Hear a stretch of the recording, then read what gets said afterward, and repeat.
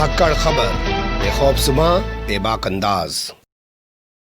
धाकड़ खबर में आपका स्वागत है। मैं आपके साथ हूं अकरम रईस खान। एक लंबे अरसे के बाद स्काइप के जरिए फिर से हमारे साथ जुड़ रहे हैं पंकज श्रीवास्तव, जो खुद तिलकधारी के नाम से मशहूर हैं। आप लोग भी कमेंट्स करते रहते हैं कि उनको लाइए, उनसे कुछ मुद्दों पे बात कीजिए। तो आज कुछ मुद्दों के जरिए उनसे कुछ बातों को समझने की कोशिश करेंगे। हालांकि समझने वाली बात होती ही नहीं है, उनके कमेंट्स जरूर दिखते हैं, लोग उनके कमेंट्स को सुनना चाहते हैं।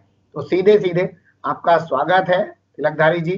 बहुत दिन बाद आप दर्शन दे रहे हैं, कहाँ गायब है, पहले यही बताइए। मैं तो यही मोदी जी के कुकृत्यों पर देखता रहता हूँ कि क्या क्या गलतियां करते हैं, कैसे समाज को डिस्टर्ब कर रहे। अब तो मोदी जी को कुछ समझना चाहिए। लायक समझा नालायक को देश की जनता ने, नायक नहीं रहा हुआ खलनायक निकला। तो समझ सकते हैं, देश में रोजी रोटी, कपड़ा, मकान, शिक्षा, माँ बहनों बेटियों की इज्जत आबरू, सरहदों की सुरक्षा के लिए वोट दिया था प्रधानमंत्री जी को, लेकिन प्रधानमंत्री जी फेल्योर निकले, सरेंडर निकले। तो उनके जो क्रियाकलाप हैं, जिससे देश जसोदाबेन की तरह कहार रही है, आज भारत माँ की जो स्थिति है वो जसोदाबेन की तरह है, न सुहागन रही न बिरवा, घुट घुट कर जी रही है। तो प्रधानमंत्री जी से हाथ जोड़ कर विनती है, प्रधानमंत्री जी आप देश चलाने में अक्षम हैं, तो आप इस्तीफा दे दीजिए, कम से कम भारत माँ को बकस दीजिए।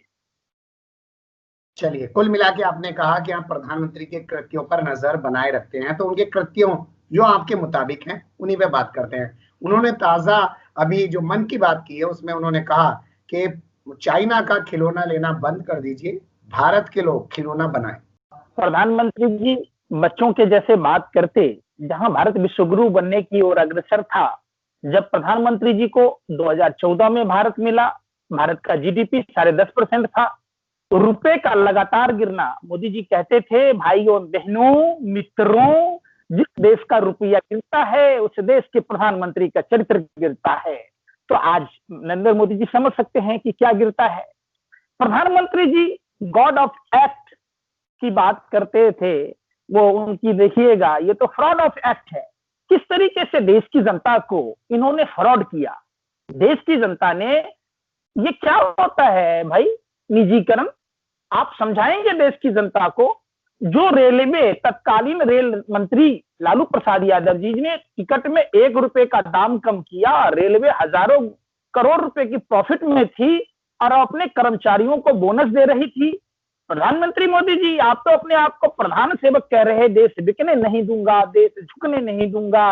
ये भाइयों बहनों मित्रों, रेलवे को हमसे बेहतर कौन समझेगा, हमारा तो रेलवे से पुराना नाता है, हमने तो रेलवे में चाय बेची है। प्रधानमंत्री जी वाह रे वाह, कैसा बात कहते हैं, जिसका नाम सुनते ही सर मुड़ जाती है फुर्र, उसके जाके सीख सकते हैं हम बेशर्मी के गुर। अब दूसरे मुद्दे की बात कर लेते हैं। तो ताजा खबर आज की ये है कि चाइना की फिर से भारतीय सैनिकों के साथ झड़प हुई है, और इस बार ये झड़प हुई है 29 और 30 अगस्त की रात पेंगोंग झील के दक्षिणी छोर पर। इसे क्या कहेंगे आप? देखिए, देश की जनता ने लीडर चुना, प्रधानमंत्री जी पहली बार ये डीलर बने हुए हैं। जिन सबसे तह में जाना होगा, स्वामी विवेकानंद इंटरनेशनल फाउंडेशन, जिसके चाणक्यपुरी में कार्यालय है, जिसके अजीत डोभाल जी जो भारत के राष्ट्रीय सुरक्षा सलाहकार हैं वो फाउंडर मेंबर हैं। अजीत डोभाल के बेटे का पाकिस्तान से धंधा चलता है और भी कई देशों से ये चलता है। उसमें 9 चाइनीज संस्थाओं के चंदा आए थे। उस चंदा के बारे में कोई नहीं पूछता, देश की दलाल मीडिया की पूरी लॉबी नहीं पूछती। कौन लोग हैं? प्रधानमंत्री जी को बताना होगा, ये लोग माने धर्म का ठेका बांट रहे, देशभक्ति का ठेका बांट रहे, और ये लोग सावरकर के लोग हैं, गोरे अंग्रेजों के मुख्य विरोध दलाल लोग हैं। $5 बिलियन में मुकेश अंबानी टिकटॉक खरीदेगा, देशभक्त है। देश की कंपनी एमटीएनएल और बीएसएनएल को डुबोकर प्रधानमंत्री जी ब्रांड एम्बेसडर, जियोफोन के ब्रांड एम्बेसडर, सेल्समैन, सप्लायर बनकर एमटीएनएल को डुबा रहे थे। तो उसमें मुसलमानों की संख्या ज्यादा थी या हिंदुओं की? प्रधानमंत्री जी अपने व्यापारिक मित्र गौतम अडानी के हाथ से एयरपोर्ट 50 साल के लिए बेच रहे। प्रधानमंत्री जी गौतम अडानी के घोटाला जीएसपीसी में 20,000 करोड़ रुपए के लिए आरबीआई के ऊपर ठीक है। केस कर दी।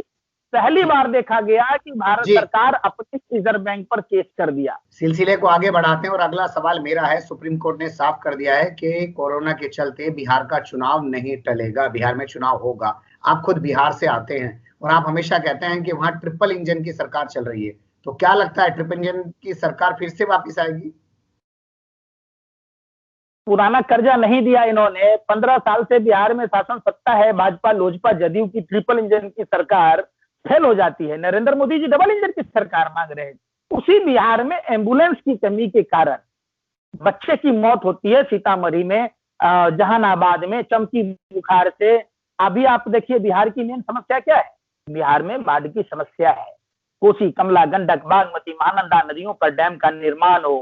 किशनगंज में अलीगढ़ मुस्लिम यूनिवर्सिटी का शाखा खुला था, उसके फंडिंग की बात कौन करेगा?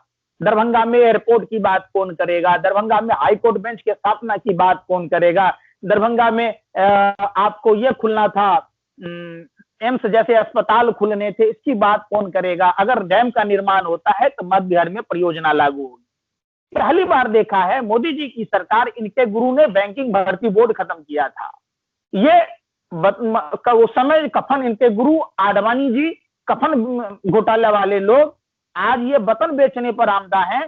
देखिए एक बात देश की जनता को समझना होगा, जिस रेलवे और बैंकिंग सेक्टर में यूपी बिहार के गरीब मजदूर के बेटे, किसान के बेटे कंपटीशन फेस करके नौकरी पाते थे, बीजेपी की सरकार ने इसको खत्म कर दिया। अब हमारे राज्य के बच्चे, हमारे देश के बच्चे कहां जाएंगे? सबसे बड़ी समस्या होती है कि हमारे पास रोजगार नहीं है। रोजगार नहीं होगा तो हम भुखमरी के कगार पर रहेंगे। हम खाना क्या खाएंगे? खाना नहीं खाएंगे तो बीमार हो जाएंगे। बिहार में तो बिहार में किसकी सरकार बनेगी? बिहार में गैर भाजपा की सरकार बनेगी। सुशांत सिंह राजपूत का जो मुद्दा पूरे मीडिया ने अपने सर पर उठा रखा है और भारतीय जनता पार्टी के लोग भी उसमें बढ़ चढ़कर कूद रहे हैं, तो वो मुद्दा बिहार चुनाव में क्या कुछ काम आने वाला है, इसलिए गरमाया जा रहा है क्या? देखिए ये जानबूझकर बिहारियों को बेवकूफ समझने का काम करते हैं। ये तारीपार गृह मंत्री और मंद बुद्धि का फेंकू प्रधानमंत्री। पुलवामा हमले में झारखंड के गुमला के शहीद विजय सोरंग मरे। पटना से सटे तरेगना गांव के रहने वाले हवलदार संजय कुमार सिन्हा मरे। भागलपुर के कहलगांव के रहने वाले सिपाही रतन ठाकुर मरे, जो आज भी किराए के मकान में रहते हैं। प्रधानमंत्री जी, आप पुलवामा घटना में वो कार किसकी थी जिस कार में 300 किलो आरडीएक्स था? कम से कम पुलवामा की जांच तो करवा लीजिए। जो पुलवामा कांड डीएसपी देवेंद्र सिंह के पदस्थापित के टाइम में हुआ, कहते थे प्रधानमंत्री जी 4-4 पुश्तों की नोटबंदी से कमर टूट गई। 12 लाख रुपया लेके प्रधानमंत्री के चहेते डीएसपी देवेंद्र सिंह दिल्ली चुनाव से पहले आतंकवादी दिल्ली ला रहा था। ये तो संयोग की बात है, वो पकड़ा गया। नहीं पकड़ा जाता, दिल्ली में भी पुलवामा जैसी घटना होती और ये चुनाव जीत जाते। चार्जशीट उन पर नहीं दाखिल कर पाते हैं। ये क्या है? देश को कहां ले जा रहे हैं आप भाई? आप हर बात में मुस्लिमों को चारा बना लिए, मुसलमानों को काउंटर कराते रहते, मुसलमानों पर ये कराते रहते, हिंदू मुसलमानों की बात नहीं देखते। मैं बात कर रहा था कि सुशांत सिंह राजपूत को जिस तरीके का कवरेज मिल रहा है और बीजेपी जैसा मुद्दा बना रही है, क्या वो बिहार चुनाव में कुछ फायदा उठ सकता है उसका? कुछ फायदा नहीं होगा। बिहार की जनता भोली भाली जनता समझदार है, गोरे अंग्रेजों। हम कहते हैं भागलपुर के कहलगांव के रहने वाले रतन ठाकुर पुलवामा घटना में मरे। पहले भारत माँ के वीर सपूतों की बात करनी चाहिए कि हथनी का बात करना चाहिए, पालघर का बात करना चाहिए, एक्टर का बात करना चाहिए? पटना के सटे तेलंगाना के संजय कुमार सिन्हा मरे पुलवामा में, पहले उसकी बात होनी चाहिए। माने भारत माँ के वीर सपूत जो हैं फौजी, वो कुछ भी नहीं है। हम खाते नमक रोटी बेशक, आप खाते मशरूम, फिर भी हम लाख अच्छे हैं, पीते नहीं किसी देश की जनता का खून। मोदी जी, आपको बताना होगा। देश की जनता आज जानना चाह रही है। साल भर से ज्यादा हो गए, उन माँ से पूछिए जिन्होंने अपने लाल खोए हैं पुलवामा में। कोरोना के आंकड़े जिस तरीके से लगातार बढ़ रहे हैं और राजधानी दिल्ली में भी बढ़ रहे हैं, और अब ऐसे हाल में छोड़ दिया गया है देश को। या तो प्रधानमंत्री खुद आते थे लॉक और अनलॉक करने के लिए, और अब छोड़ दिया है, एक डीएम भी चाह रहा है, तो वो कह रहा है मैं तो अपने जिले में 4 दिन लॉकडाउन रखूंगा, वो अलग तरीके से रख रहा है। ये क्या सिस्टम चल रहा है? ये कोरोना बीजेपी की नजर में थाली पिटवाया, थाली पीटना दरिद्रता की निशानी है, कोरोना भाग जाएगा, 21 दिन में कोरोना चला जाएगा, फूलों से वर्षा करवाए। ये लोग रामायण की बात कर रहे हैं। रामायण में प्रभु श्री राम के जब छोटे अनुज लक्ष्मण जी मूर्छित हुए तो संजीवनी बूटी दवाई की जरूरत पड़ी। दिल्ली के अस्पतालों में, लेडी हार्डिंग में, राम मनोलोहिया में, लोकनायक में दवाई नहीं है। जहां प्रधानमंत्री रहते हैं, जहां राष्ट्रपति जी रहते हैं, जहां स्वास्थ्य मंत्री हर्षवर्धन जी रहते हैं, अश्विनी कुमार चौबे जी रहते हैं, तो जब दिल्ली के लेडी हार्डिंग में अस्पताल नहीं है, मैंने लाइव भी किया था 1 हफ्ता पहले, तो इन लोगों को, नेताओं को, बेशर्मों को ये शर्म नहीं है। हम पूछते हैं कि जब नेता से कोई मंत्रालय नहीं चल रहा है तो उस नेता मंत्रियों को पैसे लेने का क्या मतलब है? वेतन भत्ता आप मत लीजिए ना। देश बुरी व्यवस्था में फंसा हुआ है, अर्थव्यवस्था गिरी हुई है, आप देश को लूट रहे हैं। ये तो वही बात हुई कि जैसे गोरे अंग्रेज लूट रहा था। चलिए, अच्छा, सारी चीजें आप बीजेपी के बारे में बोलते हैं। एक सवाल मैं आपसे कांग्रेस को लेकर कर रहा हूं।